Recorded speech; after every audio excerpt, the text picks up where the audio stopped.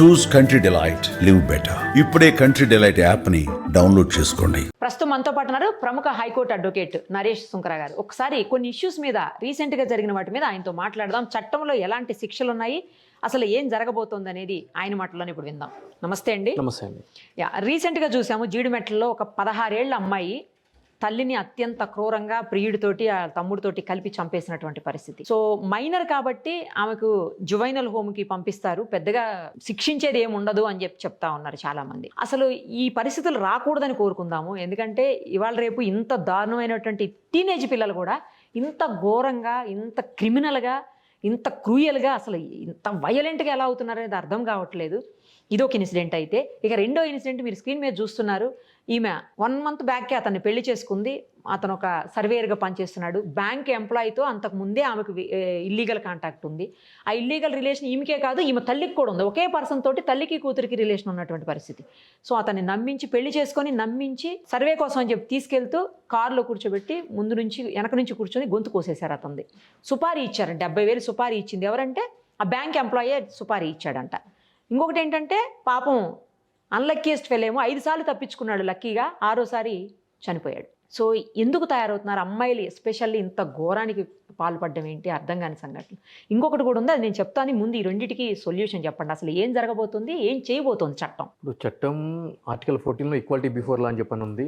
మన యొక్క చట్టాలు కూడా అంటే భారతీయ న్యాయ సంహిత కొత్తగా వచ్చిన చట్టాలు గత సంవత్సరంలో కూడా అమెండ్మెంట్ జరిగి కొత్త చట్టాలు తీసుకురావడం జరిగింది. వీటిల్లో కూడా అంటే ఆడవాళ్ళు మర్డర్ చేస్తే ఏ విధంగా శిక్షలు ఉంటాయి, మగవాళ్ళు మర్డర్ చేస్తే ఏ విధంగా శిక్షలు ఉంటాయి అనేటువంటి తారతమ్యాలు కానీ డిస్క్రిమినేషన్ కానీ ఏమీ లేదండి. ఎందుకంటే కనుక 103 అంతకుముందు 302 ఐపీసీ ఉండే, ఇప్పుడు 103 బిఎన్ఎస్ అయ్యింది. కాబట్టి ఆబ్వియస్లీ అదే సెక్షన్స్ అనేది అట్రాక్ట్ అవడం జరుగుతుంది. అయితే ఇక్కడ మనం చూసుకున్నట్లయితే కనుక వీళ్ళు అంటే ఇటువంటి సంఘటనలు ఎందుకు ఇంతలాగా తెర మీదకి వస్తున్నాయి, ఎందుకు ఇంత ప్రాముఖ్యత సంతరించుకుంటున్నాయి అంటే కనుక మొదటి నుంచి మనం చూసుకుంటా ఉంటే కనుక ఆడవాళ్ళ మీద మగ ఆధిపత్యం అనేది ఎక్కువగా ఉంటది.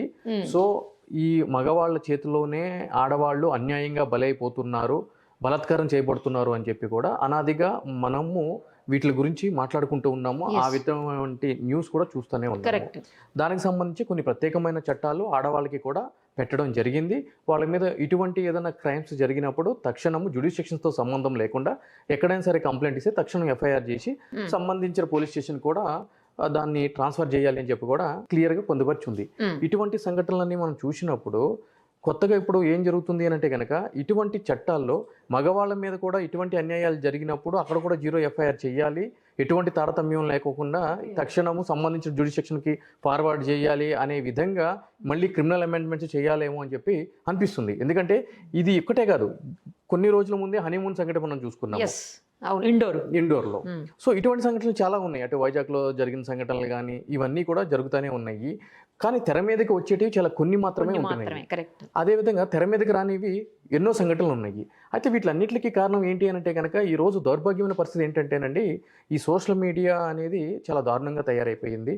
ఈరోజు పెళ్ళి కాకుండానే వివాహేతర సంబంధం కలిగి డైరెక్ట్ రీల్స్ చేస్తా ఇంటర్వ్యూలు ఇస్తే దానికి కొన్ని కోట్లలో వ్యూస్ ఇస్తున్నటువంటి పరిస్థితి ఈరోజు సమాజంలో ఉంది. సో ఆ విధంగానే అటువంటి న్యూస్ని కానీ అటువంటి రీల్స్ని కానీ అటువంటి వాటిని కానీ ఎప్పుడైతే కనుక ప్రమోట్ చేస్తున్నామో చూసే వాళ్ళకి ఏం జరుగుతుంది అని అంటే కనుక వీళ్ళకి పెళ్లి కాలేదు, ఆల్రెడీ విడాకులు కూడా తీసుకోలేదు, వివాహేతర సంబంధం కొనసాగిస్తా కూడా ఈ విధంగా ఇంతటి పబ్లిసిటీ ఇచ్చుకుంటా సెలబ్రిటీలాగా మారిపోతున్నారు. వీళ్ళందరికీ ఇంత హైప్ ఉన్నప్పుడు మనకెందుకు ఉండకూడదు అనేటువంటి ధోరణి కూడా వీళ్ళలో కనిపిస్తుంది, 100% కనిపిస్తుంది. ఈరోజు మనం ఒక సినిమా చూసుకున్నట్లయితే కనుక సినిమాలో ఉన్న క్యారెక్టర్, అది హీరో క్యారెక్టర్ కావచ్చు, విలన్ క్యారెక్టర్ కావచ్చు, లేదంటే కనుక హీరోయిన్ క్యారెక్టర్ కావచ్చు, అది సమాజంలోని వ్యక్తుల మీద బలంగా నాటుకుపోయేటువంటి పరిస్థితి ఉంది. ఈరోజు అటువంటి డైలాగులు ఈరోజు నిజ జీవితంలో రాజకీయాల్లో కూడా ప్రవేశించి. సో ఆ విధంగా ఇక్కడ కూడా మనం చూసుకున్నట్లయితే కనుక ఇటువంటి సంఘటనలు ఎందుకు జరుగుతున్నాయి అని అంటే కనుక అంటే వివాహితర సంబంధాలు కావచ్చు, అదేవిధంగా సమాజానికి అంటే న్యాయానికి వ్యతిరేకంగా, చట్టానికి వ్యతిరేకంగా కలిగేటువంటి లైంగిక చర్యలు కావచ్చు, ఇవన్నీ ఎందుకు ఇంత ఓపెన్గా జరుగుతున్నాయి అంటే కనుక దానికి ప్రధానమైన కారణం ఇదే. ఇప్పుడు ఇక్కడ చూసుకున్నట్లయితే కనుక వీళ్ళిద్దరికీ ఆల్రెడీ అంతకు ముందు ఒక ఎంగేజ్మెంట్ జరిగినప్పుడు ఆ ఎంగేజ్మెంట్కి సంబంధించి ఎవరైతే కనుక నిందితుడిగా భావిస్తున్న బ్యాంక్ ఎంప్లాయీ ఉన్నారో అతనికి తల్లితోనూ కూతురుతోనూ రిలేషన్షిప్ ఉన్నప్పుడు వద్దు అని చెప్పినప్పుడు ఆగిపోయారు. దాని తర్వాత ఆ విషయానికి సంబంధించి ఇక్కడ ఎవరైతే కనుక వివాహితుడు ఇప్పుడు చనిపోయిన వ్యక్తి ఉన్నాడో అతనికి కూడా తెలుసు, దానికి సంబంధించి భేదాభిప్రాయాలు ఉన్నాయి, కుటుంబంలో వాళ్ళు వద్దన్నా కూడా కుటుంబంలో ఉన్న వ్యక్తులందరినీ కూడా ఎదురించి ఒప్పించి పెళ్లి చేసుకోవడం జరిగింది.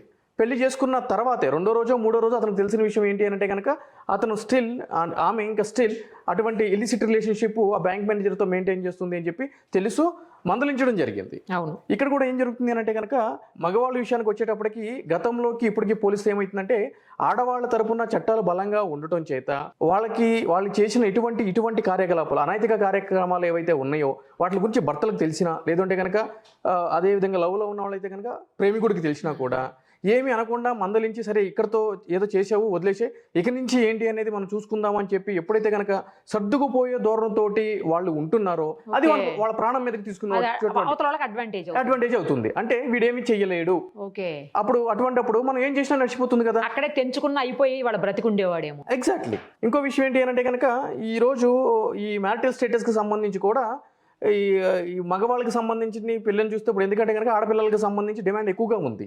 మగవాళ్ళకి సంబంధించి అంతకు ముందు ఏంటి అంటే కనుక కట్నం తీసుకునే పరిస్థితి ఉంది.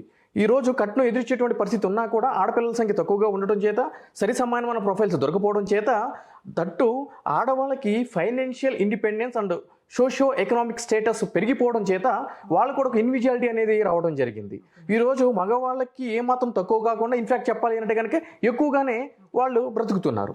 ఈరోజు అంటే మ్యారేజ్ అంటే గతంలో పరిస్థితులు చూసుకుని ఈ రోజు పరిస్థితులు చూసుకున్నట్లయితే కనుక గతంలో పరిస్థితి ఏంటి అంటే కనుక ఒక ఆడపిల్లకి పెళ్లి చేసి అత్తారింటికి పంపిస్తే కనుక పూర్తిగా అత్త మామలు అదేవిధంగా భర్తే మొత్తం అన్ని చూసుకోవాలి, అదే ప్రపంచం అనేది ఉండేది. ఇంట్లో పిల్లల్ని చూసుకోవాలి అంటే భర్తను చూసుకోవాలి, అత్త మామలు చూసుకోవాలి, భార్యకి ఏం కావాలో భర్త చూసుకునేటువంటి పరిస్థితి అటు ఇటు అయినా కూడా హెచ్చు దగ్గర. కానీ ఇప్పుడు అటువంటి పరిస్థితి లేదు. ఫైనాన్షియల్ ఇండిపెండెన్స్ ఉండటం చేత అడిగే పరిస్థితి లేదు. నా ఫ్రెండ్స్ తోటి సినిమాకి వెళ్ళాను, లేదంటే కాఫీ షాప్కి వెళ్ళాను, లేదంటే బర్త్డే పార్టీకి వెళ్ళాను, గెట్ టుగెదర్కి వెళ్ళాను అని చెప్పని. ఎందుకు వెళ్ళావు అని అంటే కనుక దానికి సంబంధించి గొడవ ఇమ్మీడియట్లీ ఫోన్ చేస్తే ఏమవుతుంది, ఎఫ్ఐఆర్ బుక్ అవుతుంది. సో భయం, పోలీస్ కేసు పెడుతుందేమో అని చెప్పి, బజార్లోకి లాగుతుందేమో అని చెప్పని, ఇవన్నీ భయం దోళనలు.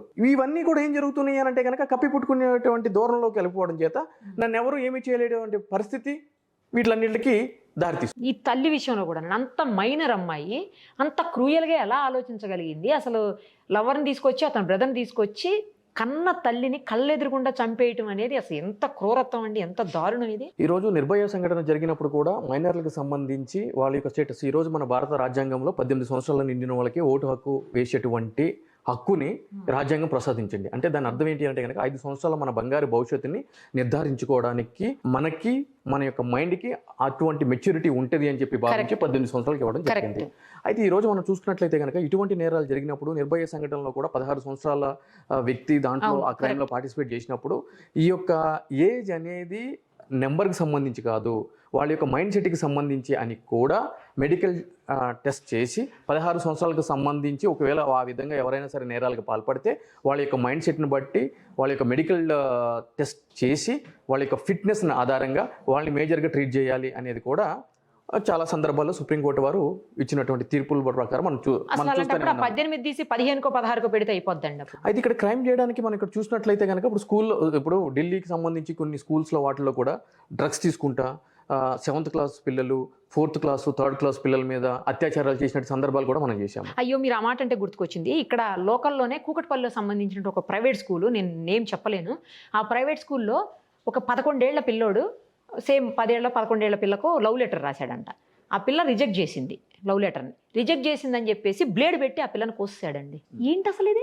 ఇప్పుడు చూడండి, ఇప్పుడు మనం 16 సంవత్సరాల గురించి మాట్లాడుకుంటాం, 10-11 కూడా ఉంటుంది. అంటే ఈ యొక్క క్రైమ్కి సంబంధించి వాళ్ళకి ఇటువంటి ఆలోచనలు ఏ విధంగా వస్తున్నాయి ఏంటి అని చెప్పి మనం చూసుకున్నట్లయితే కనుక అంటే చట్టం ఈజ్ వెరీ క్లియర్ అండి. చట్టం ఏం చెప్తుంది అంటే కనుక ఏదైనా సరే ఒక నేరం జరిగితే అటువంటి నేరం చేసిన వ్యక్తుల్ని ఏ విధంగా శిక్షించాలి, ఏ విధంగా వాళ్ళ యొక్క నేరాన్ని కోర్టుల ముందు నిరూపించడానికి కావాల్సిన సాక్ష్యాలు సేకరించాలి, వాదోపవాదనలు ఏ విధంగా ఉండాలని చెప్పి చెప్తుంది.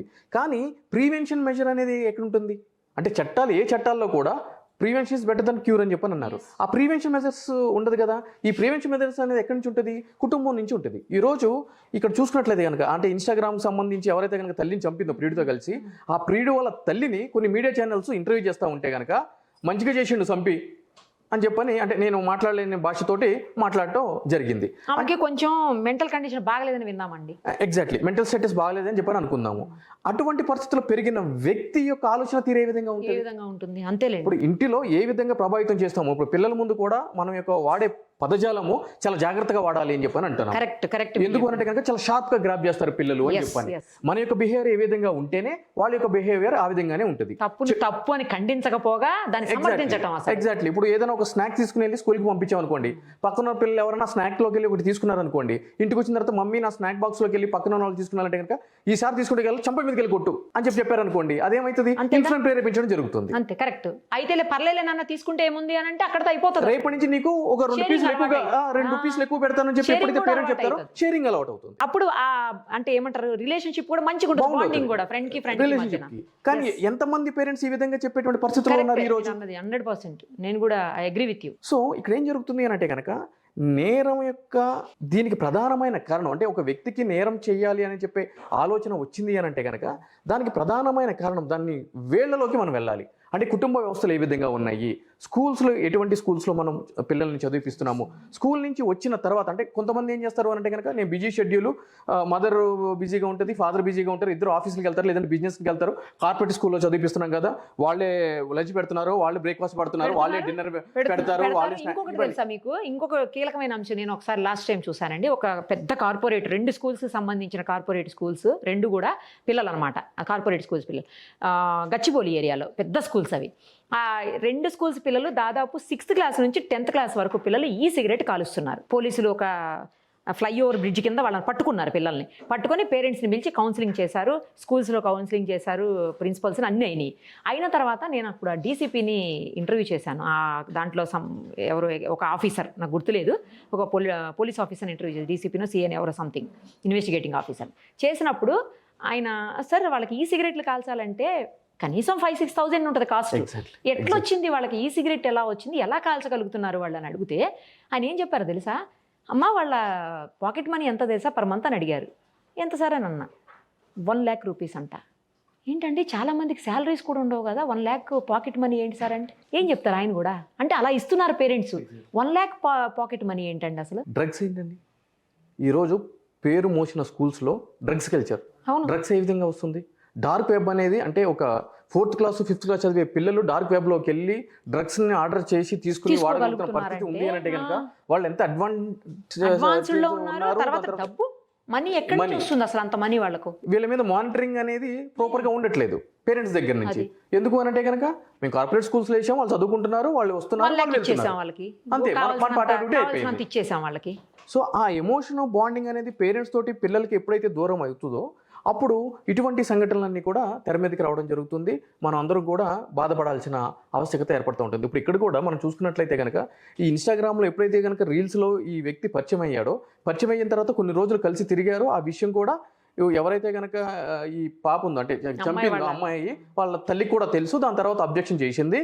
అబ్జెక్షన్ చేసిన తర్వాత వాళ్ళు ఇబ్బందిగా ఉంది అని చెప్పి పిలిచి అప్పటికి చనిపోకపోతే మళ్ళీ వెనక పిలిచి చంపింది అని చెప్పి, అంటే ఎంత క్రూయల్ థాట్స్. అదే కదా అసలు. అంటే రెగ్యులర్గా క్రైమ్నే ఒక ప్రొఫెషన్గా చేసుకునేటువంటి వాళ్ళకి కూడా ఇలాంటి థాట్స్ రావు, అంత ధైర్యం ఉండదు. అవును, మళ్ళీ వెనక వచ్చి చంపడం అంటే ఒక మనిషిని చంపడం అంత క్రూరంగా కిరాతకంగా అంటే కన్న తల్లిని ఏం జరుగుతుంది? సో ఇట్లన్నిటికీ మూలం ఏంటి అని అంటే కనుక ఈ సోషల్ మీడియా, ఈ యొక్క ఇన్ఫ్లుయెన్సెస్, ఇవన్నీ కూడా ప్రధానమైన కారణం అవుతుంది. అయితే ఈ చట్టానికి సంబంధించి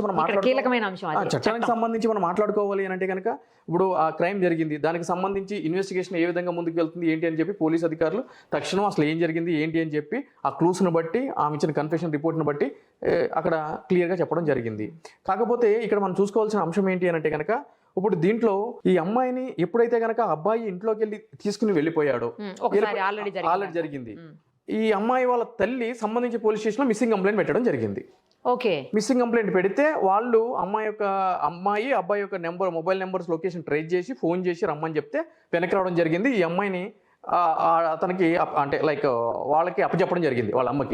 కానీ ఇక్కడ పోలీసు వాళ్ళు చేయాల్సిన ప్రధానమైన కర్తవ్యం, వాళ్ళ విధి ఏంటి అని అంటే కనుక ఎవరైతే గనక మైనరు ఈ విధంగా కలబొలి మాటలు చెప్పి అతను మేజర్ ఆ బాబు సో తీసుకుని వెళ్ళిపోయినప్పుడు ఆబ్వియస్లీ పోస్కో యాక్ట్ కింద కేసు రిజిస్టర్ చేసి అతను కూడా జువైనల్ హోమ్కి పంపించాల్సిన పరిస్థితి ఉండే. కానీ ఇక్కడ ఏం జరిగింది అని అంటే కనుక మిస్సింగ్ కిడ్నాప్ కేసు కింద కిడ్నాప్ కేసు, రేప్ కేసు కూడా పెట్టాలండి, పోస్కో కేసు పెట్టాలండి, చాలా దారుణమైన కేసులు పెట్టాల్సిన పరిస్థితి ఆ కేసులో. కానీ వాళ్ళు ఆ పని చేయలేదు. ఒకవేళ ఆ పని చేసి ఉంటే ఇతను పోయి జైల్లో ఉండేటోడు, చంపడానికి అవకాశం ఉండేది కాదు. కానీ ఇక్కడ ఏం జరుగుతుంది, వన్స్ జువైనల్ హోమ్ కి వెళ్ళిన తర్వాత అతని థాట్స్ లో కూడా చేంజ్ వచ్చి మారేవాడేమో మంచిగా. అక్కడప్పుడు సైకాలజిస్టులు అంటే మనం ఎంత కాదనుకున్నా కూడా కౌన్సిలింగ్ ఉంటాయి, సైకాలజిస్టులు ఉంటారు, వాళ్ళకి మోటివేట్ చేయడానికి సమాజం ఏ విధంగా ఉంటుంది అని చెప్పని. ఒకవేళ చదువు సంధ్య లేకుండా బలాదూరుగా తిరిగితే వాళ్ళకి చదువు చెప్పడానికి కూడా ప్రాపర్ మెకానిజం అనేది ఏర్పాటు మేజర్ కాబట్టి అంటే నేను ఏమంటానంటే మేజర్ కాబట్టి బేసికల్ గా నార్మల్ జైలుకి వెళ్తారు. ఒకవేళ కాకపోయినా అంటే మేజర్ ఆటలో కూడా ఈ నేను చెప్పిన సదుపాయాలన్నీ కూడా ఉన్నాయి. ఇక్కడ అటువంటి కేసు రిజిస్టర్ చేసి అతను కనుక లోపలికి పంపించి ఉంటే ఈ రోజు ఈ పరిస్థితి ఎదురయ్యేది కాదు. కానీ ఇక్కడ ఏం జరుగుతుందంటే మోస్ట్ ఆఫ్ ది కేసెస్ లో అటువంటి కేసులు పెట్టాలి అని అంటే కనుక హీనియస్ క్రైమ్స్ అని చెప్పని అంటారు వాటిని. రోజు సంబంధించిన స్టేషన్ హౌస్ అధికారి అంటే సిఐ ఎవరైతే ఉంటారో SHO వాళ్ళు రోజు మార్నింగ్ ఏం జరుగుతుంది అని అంటే కనుక సెట్లో ఏసీపీ, డీసీపీ, సిపి మొత్తం అందరూ కూడా కాన్ఫరెన్స్ లో ఉంటారు.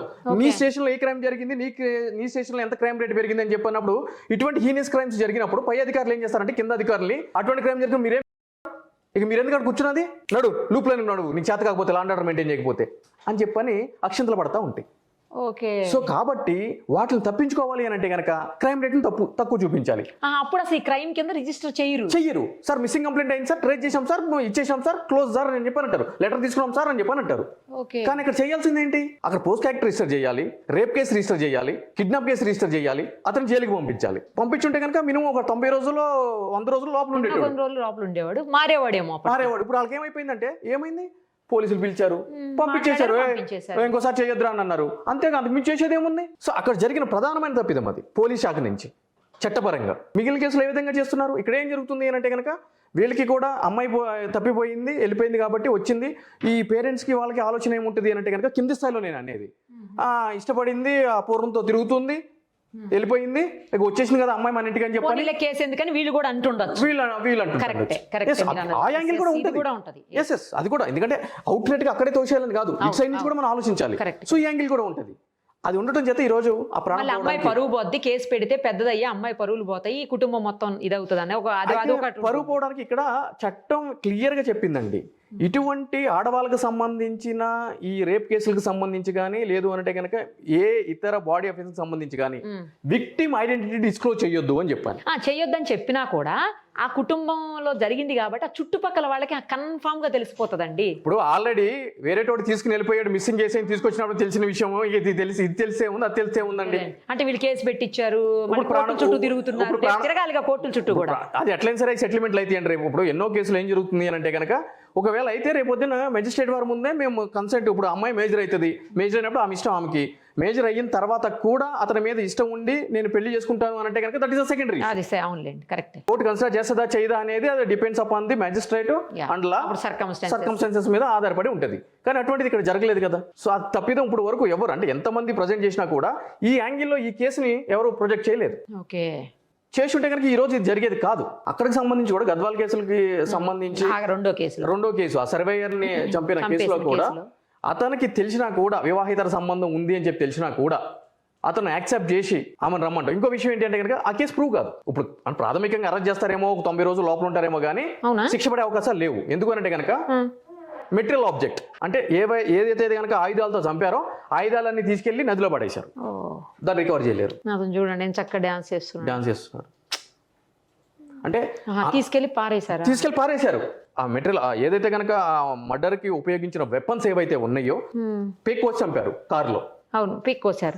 అవన్నీ కూడా తీసుకెళ్లి నదిలో పడేశారు. మరి వాళ్ళు ప్రొఫెషనల్ కిల్లర్స్ కదండి, ఎందుకంటే సుపారీ ఇచ్చి 70,000 ఎంతో పెట్టుకున్నారని చెప్తున్నారు. ఎగ్జాక్ట్లీ. సో వాళ్ళు నదిలో పడేశారు. అదే విధంగా అతను వీళ్ళిద్దరూ జరిగిన సంభాషణ ఏవైతే ఉన్నాయో హార్డ్ డిస్క్ అవన్నీ కూడా డిస్ట్రాయ్ చేశాడు. ఎవిడెన్స్ డిస్ట్రక్షన్ జరిగింది. Bank manager. ఇంకొక విషయం ఏంటి అంటే ఇంకొక సెక్షన్ పెడతారు కదా, పెడతారు కానీ ఆ సెక్షన్ ప్రూవ్ చేయడానికి మళ్ళీ ఏముంది ఇక్కడ ఎవిడెన్స్. ఇంకొక విషయం ఏంటంటే ఆ బ్యాంక్ మేనేజర్ ఎంత ప్రీ ప్లాన్డ్ గా ఉన్నాడు అని అంటే ముందే అడ్వకేట్స్ దగ్గరికి వెళ్ళి నేను ఇట్లా మర్డర్ చేస్తున్నానని చెప్పని ఎఫ్ఐఆర్ బుక్ కాక ముందే సంబంధించిన పోలీస్ అధికారులతోటి వాళ్ళు లీగల్ టర్మ్స్ మాట్లాడుతున్నారు. అసలు అడ్వకేట్స్ చెప్తే అడ్వకేట్స్ కూడా నువ్వు చెయ్యి మర్డర్ మేము చూసుకుంటా అని చెప్పినారా ఏంటి? నాకు అర్థం కాదు. అడ్వకేట్స్ ఎప్పుడు కూడా మర్డర్ చేయమని చెప్పి చెప్పరండి. మరి ఎందుకు అక్కడికి పోయి వాళ్ళ దగ్గర చెప్పడం? వాళ్ళు ఎందుకు రివీల్ చేయలేదు? కనీసం వాళ్ళని పోలీస్కి ఇన్ఫార్మ్ చేయాలి కదా. లేదండి, ఇక్కడ ఏం జరుగుతుంది అంటే కనుక మనకి క్లియర్ గా అడ్వకేట్స్ యాక్ట్ లో ఒక ప్రొవిజన్ ఉంది. అదేవిధంగా ఎవిడెన్స్ యాక్ట్ లో కూడా క్లియర్ గా పొందుపరిచింది ఏంటి అని అంటే కనుక క్లయింట్ ప్రైవసీ అనేది ప్రైమరీ క్రైటీరియా అని చెప్పి. కరెక్ట్. కానీ ఆడు చంపేస్తానంటే అది కూడా చెప్పకపోతే నిజంగా చంపేశాడు కదా ఇప్పుడు. అవును, ప్రాణం పోయింది కదా. చంపేస్తానని చెప్పి చెప్పాడో లేదు అని అంటే కనుక నా పేరు వచ్చింది దీంట్లో మర్డర్ కేసులో నాకేం సంబంధం లేదని చెప్పి చెప్పాడు. ఆ డిస్కషన్ ఏం జరిగింది అనేది తెలియదు. ఒకవేళ నిజంగానే నేను చంపుతున్నాను అంటే కనుక దట్ ఈస్ ఎ కాన్స్పిరసీ. అదే అంటున్నాను, దట్ ఈస్ ఎ కాన్స్పిరసీ. అంటే వాళ్ళు కూడా భాగం ఉన్నట్టు. కానీ అక్కడ ఏం జరిగింది అనేది తెలియదు కదా. బట్ స్టిల్ క్లయింట్ తరపున అడ్వకేట్ వెళ్ళాల్సిన పరిస్థితి ఉంటుంది కాబట్టి స్టేషన్కి వెళ్ళడం అనేది ఉంది. సో ఇవంతా కూడా డిస్ట్రక్షన్ జరిగింది, ఎవిడెన్స్ డిస్ట్రక్షన్. ఇప్పుడు ప్రాథమికంగా చెప్తారు కానీ కన్ఫెషన్ రిపోర్ట్ మీద చేస్తారు. అంటే అమ్మాయి చెప్తుంది అవును మేము ఇట్లా చేసాం అట్లా చేసామని చెప్పని ఉంటుంది. కానీ అది నిలబడదు. రేపు కేసును ప్రూవ్ చేయాలి. ఇన్ని అంశాలు తెర మీద ఉంటాయి లీగల్ గా. ఒకవేళ ఏదో రకంగా ప్రూవ్ చేయగలిగారు అనుకోండి, అలాంటప్పుడు ఇలాంటి దాంట్లో ఎంత శిక్ష పడుతుంది? లైఫ్ పడుతుందండి. లైఫ్ అబ్సల్యూట్లీ లైఫ్ పడుతుంది. అయిపోయిందిగా. Rarest of the rare case కింద ట్రీట్ చేయాల్సిన పరిస్థితి అప్పుడు చెప్పలేం కదా. లైఫ్ పడుతుంది. జీవితం నాశనం అయిపోయిందిగా. వాడిది, వాడి వైఫ్ది, ఈ అమ్మాయిది, ఈ అమ్మాయి తల్లిది. ఏదో సోషల్ మీడియాలో చదివాను, అంటే అతను బ్యాంక్ మేనేజర్ గురించి. ఒరే చంటి అంటే అతడు డైలాగ్ లో సినిమా లాగా, నువ్వు తల్లిని పటాయించావు, కూతుర్ని పటాయించావు, కాపురం చేసి పిల్లని కంటే ఆ పిల్ల కూడా అక్కడ ఉండేది కదా, బయటకు వెళ్ళాల్సిన పరిస్థితి ఉండేది కాదు, ఎందుకురా ఇదంతా చేసావు అని చెప్పని ఏదో అంటే మూడో ప్రాణాన్ని ఎందుకు బలి తీయాల్సిన పరిస్థితి ఏర్పడింది అని చెప్పని. ఆడు వదిలించుకోవడం కోసమే ఈ అమ్మాయిని ఇతనికి ఇచ్చి పెళ్లి చేశాడని కూడా ఒక వెర్షన్ వినపడుతుంది. కానీ ముందు వద్దు అని చెప్పడం చేతనే వీళ్ళు మ్యారేజ్ దాకా వెళ్ళి మళ్ళీ వెనక్కి వచ్చారు అనేది కూడా ఒక వెర్షన్ ఉందండి. అంటే దీని వెనక ఇంకా కాన్ఫ్లెక్స్ ఏదైనా ఉంటుంది. అంటే మ్యారేజ్ చేసుకున్న తర్వాత ఇతను బాగా ప్రాపర్టీ కన్నేశారు, ఈ అమ్మాయి కూడా బ్యాంక్ మేనేజర్, ఇద్దరు ప్రాపర్టీ మీద కన్నేశారని అంటున్నారు. ఎగ్జాక్ట్లీ మ్యారేజ్ చేసుకుని ఆ అమ్మాయి తల్లేమో బ్యాంక్ మేనేజర్ ప్రాపర్టీ మీద కన్నేసి కూతుర్ని పంపించింది అతని దగ్గరికి అని అది కూడా ఉంది. అన్ని కూడా డబ్బుతో లింక్ అయి ఉన్నాయి. తెలుసుకునే కొద్దీ చూస్తూ ఉంటే కనుక ఇంత దారుణంగా ఉన్నారా మనుషులు అని చెప్పి కొద్దిగా జుగుత్సాకరమైనటువంటి పరిస్థితి ఏర్పడుతుంది. బట్ వీటిలన్నిటికీ కూడా కారణం ఏంటి అని అంటే కనుక సోషల్ మీడియా, నేటి సమాజము, మనం ప్రజెంట్ చేసే న్యూస్, ఇవన్నీ కూడా ప్రధానమైన కారణాలండి. కానీ ఇప్పుడు న్యూస్ ప్రజెంటేషన్ చేసినప్పుడు అండి దానిలో నుంచి చెడు ఏముంది అనేది చూసి అవేర్ అయ్యి జాగ్రత్తగా ఉండాలన్న ఉద్దేశంతో చేస్తుంటే వాటినేమో వేరే రకంగా తీసుకునే పరిస్థితులు కూడా వస్తున్నాయి. అంటే మన మైండ్ సెట్ మీద ఆధారపడి ఉంటుంది ఏదన్నా కూడా. ఎగ్జాక్ట్లీ అండి. ఇప్పుడు ఈ రోజు ఒక మంచి గురించి మనం అనాలిసిస్ చేసినప్పుడు ఆ వ్యూస్ మీరు ఒకసారి చూడండి. కరెక్ట్. అదే ఒక చెడు గురించి మనం అనాలిసిస్ చేసినప్పుడు ఆ వ్యూస్ ఒకసారి చూడండి. సమాజంలో వీళ్ళ యొక్క ధోరణి కూడా, ఎంటర్టైన్మెంట్ అనే ధోరణి ఎప్పుడు కూడా ఎలా ఉంది అని అంటే కనుక చట్ట వ్యతిరేక చర్యల గురించి, పక్కన వాళ్ళ జీవితాల గురించి ఇంట్రెస్ట్ ఎక్కువగా ఉంది. దట్టు ఆడవాళ్ళ విషయాలకు సంబంధించి వాళ్ళ యొక్క వ్యక్తిగత శారీరక విషయాల గురించి ఎక్కువగా ఉంది. అదే ఈ రోజు ఒక ఫ్లైట్ క్రాష్ అయిందని చెప్పో, దానికి టెక్నికల్ రీజన్ దేని గురించి అని చెప్పో, వీటి గురించి మనం ప్రజెంట్ చేసి అది చేస్తే కనుక చూసేటోళ్ళు ఉండరు. ఏని మాకు ఎందుకని చెప్పని అంటారు. ఈ న్యూస్ చూడండి దవానంగా ఎంత స్ప్రెడ్ అయింది. అవును, అసలు తెలియని వాళ్ళు లేరు వాళ్ళ న్యూస్ గురించి. ఇప్పుడు ఇందాక కేసులో అండి, మైనర్ కేసులో ఎలాంటి శిక్షలు పడే అవకాశం ఉంటుందండి? మైనర్ ఇప్పుడు ఆమె ఎవరైతే కనుక మైనర్ ఉందో ఆమెకి మెజారిటీ రాగానే బయటకు పంపించేస్తారండి. సేమ్ నిర్భయ కేసులో ఏ విధంగా అయితే కనుక మైనర్ దాంట్లో పార్టిసిపేట్ చేయడం మేజర్ అవగానే ఐడెంటిటీ డిస్క్లోజ్ కాకుండా ఎట్లయితే కనుక పంపించేశారో అట్లనే పంపించేస్తారు. వాడికి మాత్రం పడతాయి. ఇంకొకడు ఉన్నాడు వాడి తమ్ముడు, వాడి మైనరేనంట. అతను మైనర్ అయితే కనుక అతను కూడా సేమ్ అండి. అంటే మెజారిటీ రాగానే పంపించేస్తా ఉంటారు బయటికి. మైనారిటీలో అంటే బిలో 18 years చేశారు కాబట్టి. లేదు ఇక్కడ సుప్రీంకోర్టు జడ్జిమెంట్ ని కన్సిడర్ చేసుకుని వాళ్ళ యొక్క మైండ్ సెట్ ని అనాలిసిస్ చేసి వాళ్ళని మేజర్ గా ట్రీట్ చేసే విధంగా పోలీసులు గనక ఆ యొక్క ప్రయత్నంలో సఫలం అయితే అబ్సల్యూట్లీ వాళ్ళకు కూడా లైఫ్ పడవచ్చు, లేదంటే కనుక 10 సంవత్సరాలు కఠిన శిక్ష పడే అవకాశాలు ఉన్నాయి. అంటే ఏజ్ మాత్రం అంటే సర్టిఫికేట్ మీద ఉన్న ఏజ్ అని కాకుండా మెడికల్ టెస్ట్ చేసి వాళ్ళ యొక్క ఆలోచన విధానాన్ని బట్టి వాళ్ళ యొక్క మానసిక స్థితిని అనాలిసిస్ చేసి వీళ్ళు మేజర్ అని చెప్పి కనుక సర్టిఫికేషన్ ఇవ్వగలిగితే మానసికంగా they can eligible for 18 years plus 18 years conviction. ఏదైనా పోలీసులు పర్ఫెక్ట్ గా చాలా పకడ్బందీగా ఏమన్నా ఇన్వెస్టిగేషన్ చేసి అన్ని అలా సబ్మిట్ చేయగలిగితే కోర్టుకి మేబీ దుష్టులకి దోషులకి శిక్షలు పడతాయి. పకడ్బందీగా చేయగలిగేటువంటి కేసు కూడా కాదు కదండి. అంత ప్రొఫైల్ ఉన్న వ్యక్తులు కూడా కాదుగా. వాళ్ళ దృష్టిలో ఉన్నది మాట్లాడుకోవాలి కదా, ఫ్యాక్ట్స్. ఓకే, ప్రెజర్ ఏదైనా ఉంటే ఉంటుంది. ఏదో 2-3 రోజులు టీవీ మనలాంటి వాళ్ళు అనాలిసిస్ దాని మీద ఫోకస్ పెడతాం కాబట్టి చాలా సిన్సియర్గా ప్రెస్ మీట్ పెడతారు. ఏం చేసాం అని చెప్తారు. ఒక వారం రోజుల తర్వాత వెళ్తే ఏం జరుగుతుంది? ఏం జరగదు అక్కడ. చూద్దామండి ఏం చేస్తారు, ఏం జరుగుతుందో. థ్యాంక్ యూ అండి, thank you so much. Suman టీవీలో మీ పర్సనల్ అండ్ బిజినెస్ ప్రమోషన్స్ కోసం కింది నెంబర్కి కాంటాక్ట్ చేయండి.